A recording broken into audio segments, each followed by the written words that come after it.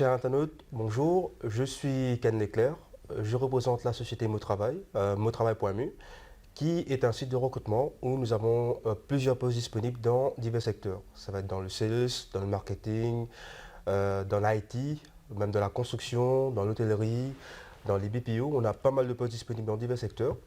Et aujourd'hui, c'est le deuxième épisode de l'émission Quitte métier, où on invite quelqu'un d'un secteur précis pour parler de son métier, de ce qu'il fait et qui va nous donner des conseils par rapport à ceux qui veulent se lancer dans le métier sur lequel on va élaborer. Et aujourd'hui, on a Jivesh Ognou qui est lecturant en droit. Il va nous parler de son parcours, qu'est-ce qu'il a fait pour arriver au poste de lectureur. Il va donner des conseils à ceux qui veulent se lancer en droit. Et d'ailleurs aussi, Jivesh, il a lancé récemment un livre qui s'appelle The Alphabet, qui est une conversation entre une mère et sa fille, qui est de tout et de rien. C'est de A à Z et je pense qu'il va pouvoir vous parler un peu de ça brièvement. Je vous conseille à tous d'aller lire le livre, c'est un livre hyper intéressant. C'est disponible l'édition du printemps et aussi sur Amazon. Et voilà, on va parler plus dessus plus tard. Et là, je laisse la parole à Jivesh. Bonjour Kenley, bonjour à tous. Merci tout d'abord à motravail.mu pour l'invitation, ça fait vraiment plaisir. Donc, je suis chargé de cours en droit et à la Rushmore Business School. Rushmore est une institution qui existe depuis bientôt 20 ans. D'ailleurs, on a célébré 20 ans cette année. Et donc, moi, je m'occupe des cours de droit. On a plusieurs cours de droit. On a des cours au niveau diplôme, donc le degré, le LLB.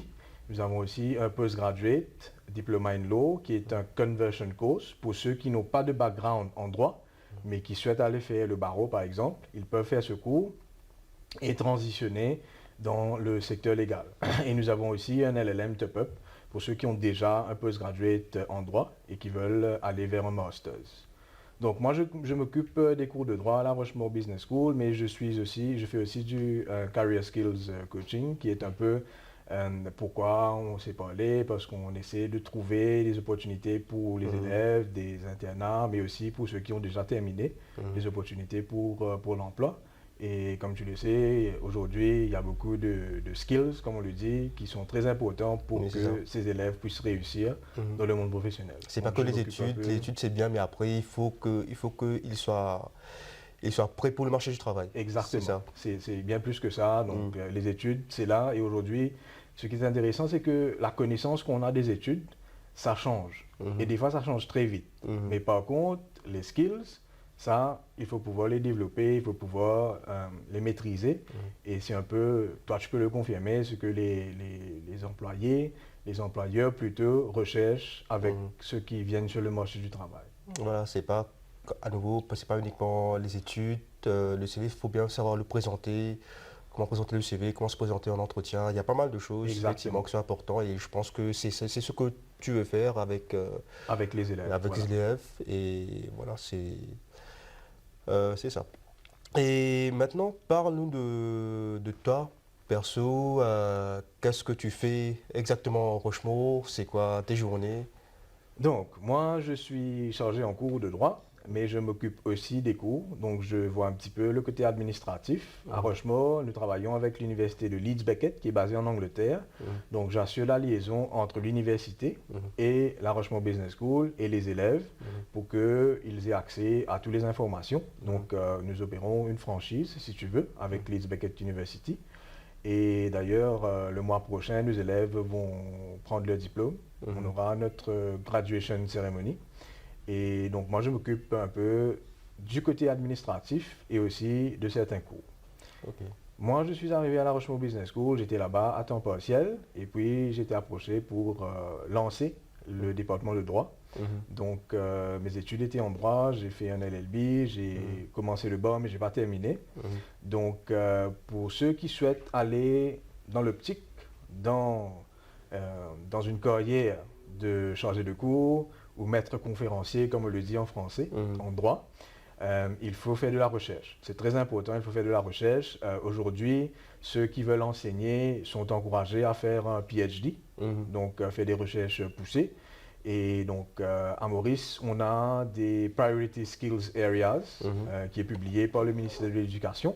Et vous pouvez consulter ces Priority Skills Areas. Donc, par exemple, là, pour le moment, nous avons le domaine du droit maritime, du droit aviation law. Nous avons aussi le arbitration, mediation, tout ce qui est alternative dispute resolution. Donc, c'est des domaines d'avenir. Nous avons aussi le droit de la technologie. Donc, il y a plusieurs domaines d'avenir qui sont en train de se présenter. Et on vous encourage, ceux qui veulent aller enseigner le droit, de faire de la recherche dans ces domaines-là. Donc, pour devenir un chargé de cours, un lecturer, normalement, si vous êtes déjà dans le domaine et vous travaillez dans le domaine, vous avez un master's, vous pouvez enseigner sur un niveau plus bas, donc un diplôme. Et si vous avez le PhD, à ce moment-là, vous enseignez sur le master's. Donc, c'est un petit peu ça, la préparation. Donc, il y a certaines personnes qui savent déjà qu'ils veulent être lecturers. Donc, ils commencent leur recherche très tôt. Et ils savent déjà quel domaine les intéresse. Et c'est ça qui va les pousser. C'est la motivation derrière pour aller faire de la recherche. Parce que des fois, faire de la recherche, ça prend du temps. Et surtout en droit, c'est très dynamique. Donc, par exemple, certainement tu es au courant, avec la COVID, les droits du travail à Maurice ont changé. Ça a changé complètement. Donc, tu peux imaginer si tu as commencé un an de recherche sur l'ancien droit. Ça va être compliqué. Et puis ça change. Parce que ça reste à évoluer. Même au niveau du travail, je sais qu'il y a pas mal de nouvelles lois qui ont été en vigueur cette année-ci. L'année précédente, c'était pareil, il y avait des nouvelles lois. S'il faut rester informé, c'est important pour le teach. Voilà. Donc nous, en tant que pédagogue, en tant qu'éducateur, il faut que nous soyons up-to-date avec les changements au niveau de la loi. Bien sûr, on a tout le matériel, mais on se documente aussi. Et aussi, il faut qu'on soit à l'aise dans la communication parce que les gens changent. La nouvelle génération communique d'une façon différente de l'ancienne génération. Donc, il faut pouvoir s'adapter et communiquer avec cette nouvelle génération. C'est quoi un lecturer?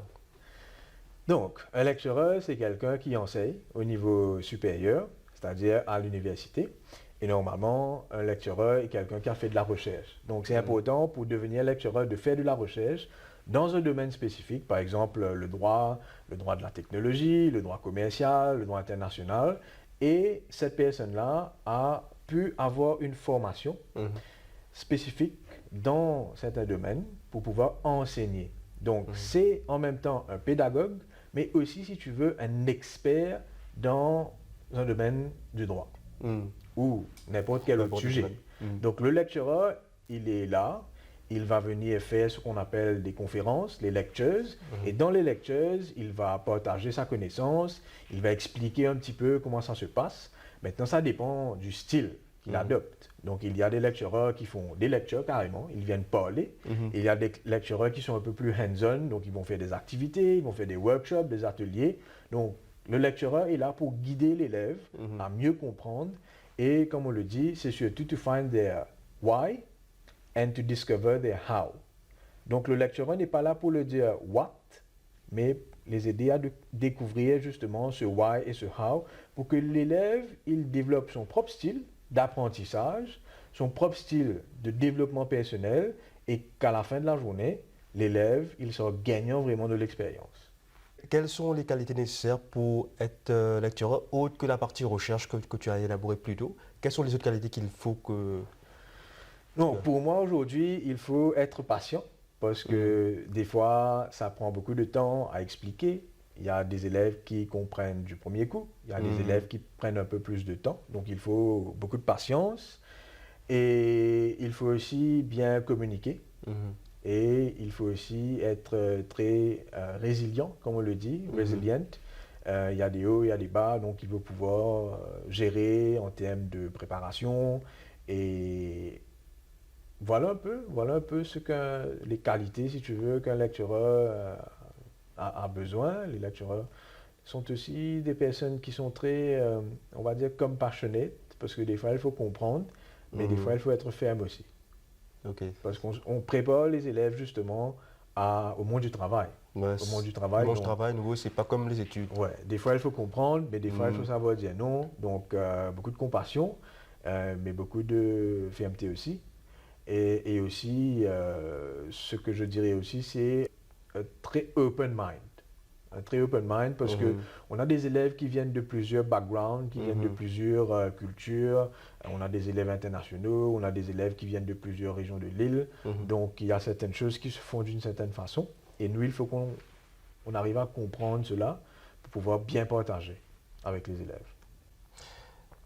Et il y a des élèves qui vont forcément terminer les études avec, par exemple, vous, chez Rushmore, bientôt. Quels sont les conseils que tu donnerais, toi, aux chercheurs d'emploi, ou même ceux qui font des cours? C'est quoi tes conseils pour l'année à venir? Donc, premier conseil, n'oubliez pas le site web de mottravail.me parce que c'est là les solutions après les études. Et aussi, vous savez, aujourd'hui, on parle beaucoup des skills. J'en ai parlé au tout début.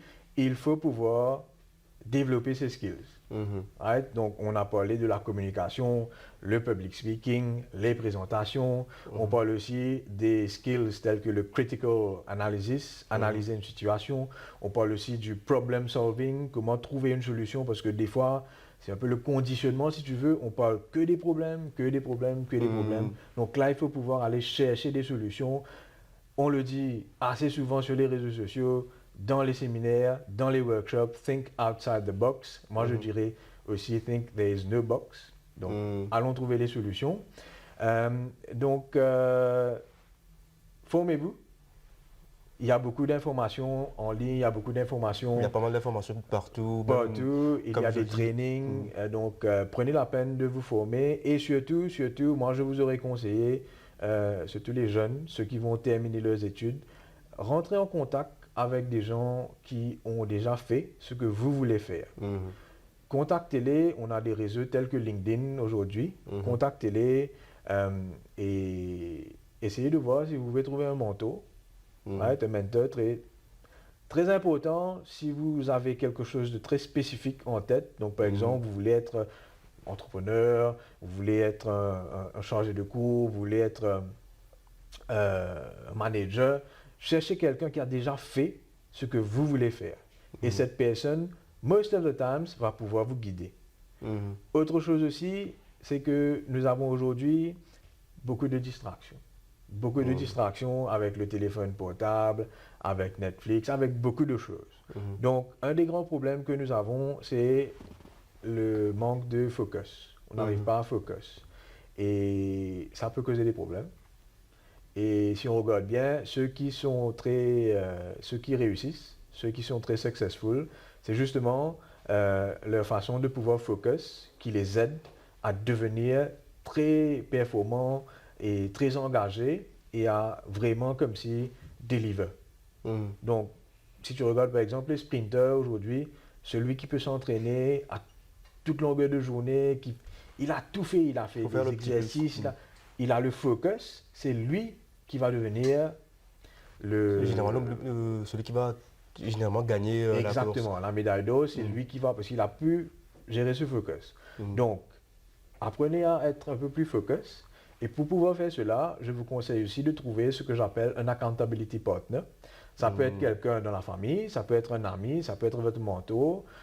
C'est quelqu'un qui va vous dire, là, tu es en train de dévier dans ce que tu veux Exactement. Donc, il va vous ramener un peu sur les rails. Le accountability partner va être quelqu'un qui va vous aider dans cette progression. Et bien sûr, on parle de progression. Ayez un plan sur 3 mois, 6 mois, 9 mois, 12 mois, 3 ans, 5 ans. Et si on a un plan, on peut changer. Si on n'a pas de plan, on va n'importe où. Donc, c'est un petit peu les conseils que je peux partager. Après, peut-être aussi, ce que je dis souvent, c'est d'être discipliné. Pas motivé, mais discipliné. Exactement. La motivation, ça reste pendant quelques temps. La discipline, ça reste pendant tout le temps. Même si vous ne voulez pas faire cette chose, ce jour précis, avec la discipline, vous pourrez continuer à le faire. Exactement. Il faut apprendre la discipline, je pense que c'est aussi important. C'est important, tu as raison. Et on parle souvent de la discipline comme une cage. Mais ce que moi je dis aux élèves, c'est une cage qui vous libère. Donc oui, il y a des routines, il y a des choses qu'il faut faire, mais ça vous permet de faire beaucoup plus d'autres choses. En 6 mois, 1 an, 2 ans, 3 ans, le progrès que vous allez faire, forcément, ça va... Exactement. Vous allez forcément voir le résultat par rapport à ça. Qu'est-ce qui t'a poussé à être lectureur en droit? Comme je l'ai expliqué au début, c'était un peu circonstanciel. Moi, au début, je voulais être journaliste. Donc, c'est un peu pareil si on le regarde d'une certaine façon. Mais finalement, j'ai été poursuivre mes études en droit en Angleterre. Donc, j'ai étudié à la City University à Londres. Et après mes études, j'ai travaillé pour des cabinets d'avocats, pour des law firms, comme on le dit en Angleterre, avant de retourner à Maurice. Donc j'ai été toujours impliqué dans le domaine légal. Et comme j'enseignais à temps partiel, à un moment, je me suis C'était retrouvé facile pour avec toi de une offre. basculer. Voilà, pour lancer le département de droit. Et vu que je connaissais déjà des gens qui étaient dans le domaine, des avocats, des académiciens qui travaillent, des académiques plutôt qui travaillent dans le domaine légal, ça a été un peu plus facile pour préparer le programme et pour lancer à Maurice. Et donc, je me suis retrouvé dans le département de droit et c'est une belle aventure.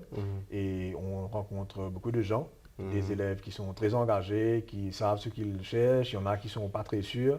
Mais ce qui est intéressant, c'est qu'au fur et à mesure qu'ils progressent dans le cours, ils arrivent à trouver ce pourquoi, le purpose, comme on le dit derrière. Et ils arrivent à progresser pour aller entamer des études supérieures, par exemple le barreau ou un master's en droit.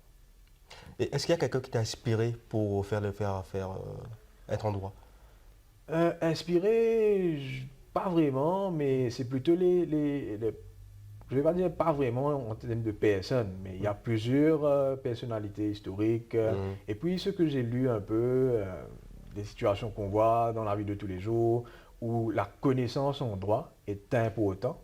C'est quelque chose, la connaissance en droit est très importante pour qu'on arrive à trouver une solution. Donc c'est un peu ça. Et puis, on ne va pas le cacher, on est très inspiré de ce qui est série, de ce qui est film. Donc quand on voit ce qui se passe et quand je suis parti en cours, j'ai vu les avocats, j'ai vu les amis, c'est un peu ça qui m'a motivé.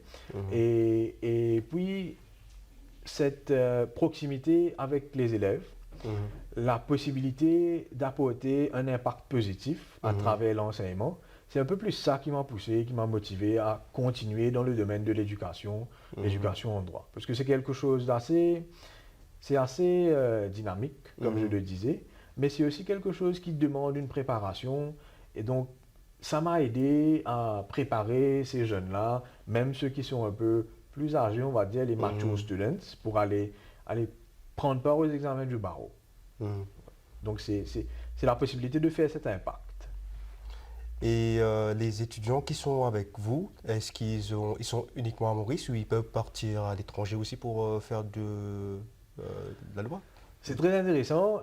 Au fait, on a la possibilité pour les élèves de faire soit un semestre en deuxième année ou la troisième année en Angleterre. Donc j'ai une élève qui est partie faire le deuxième semestre de la deuxième année en Angleterre, en un exchange semester.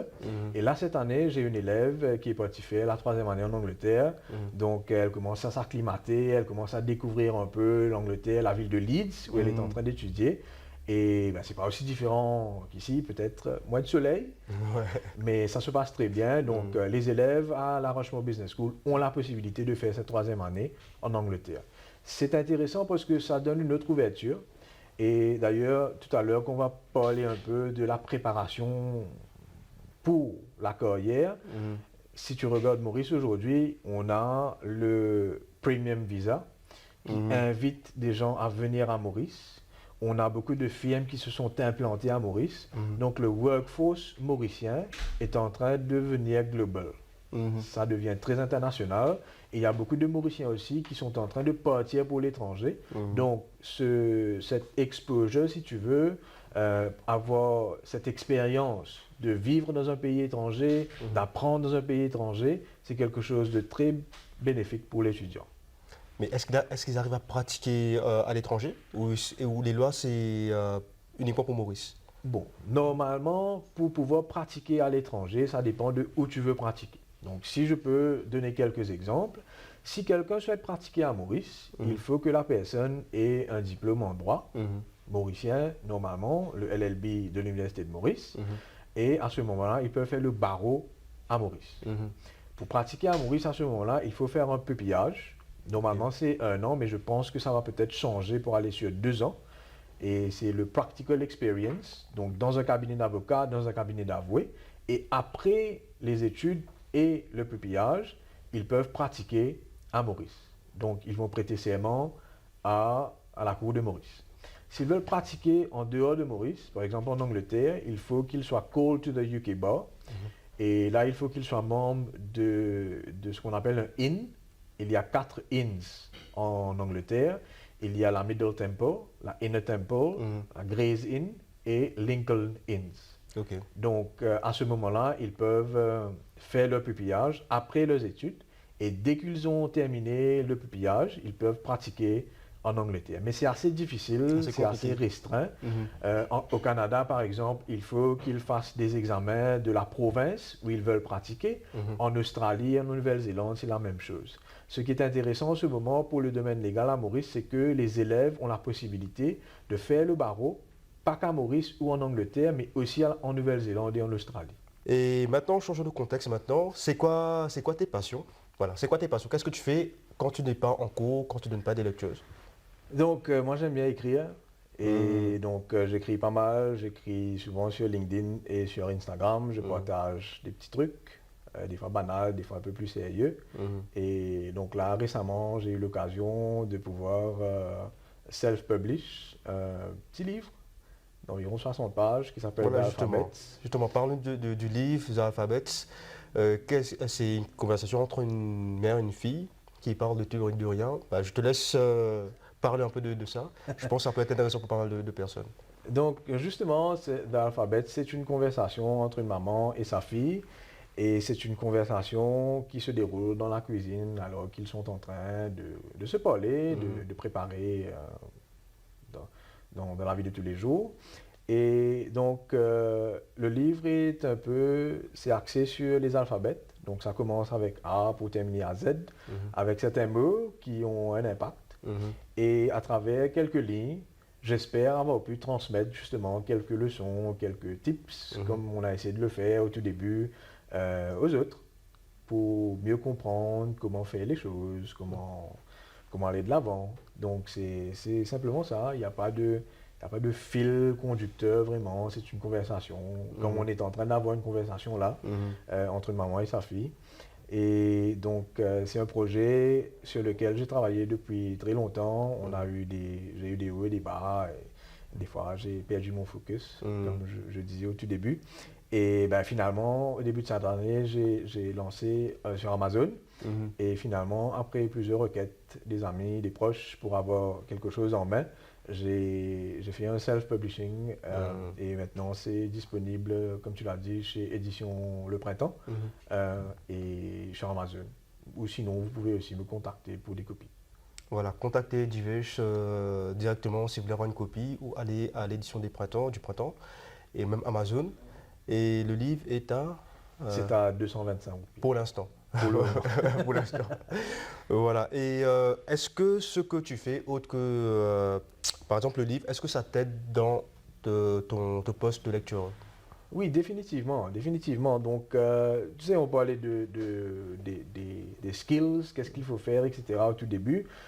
Aujourd'hui, il faut pouvoir maîtriser ces skills, parce qu'on les appelle aussi les transferable skills. Donc, par exemple, moi, j'ai fait mes cours en droit.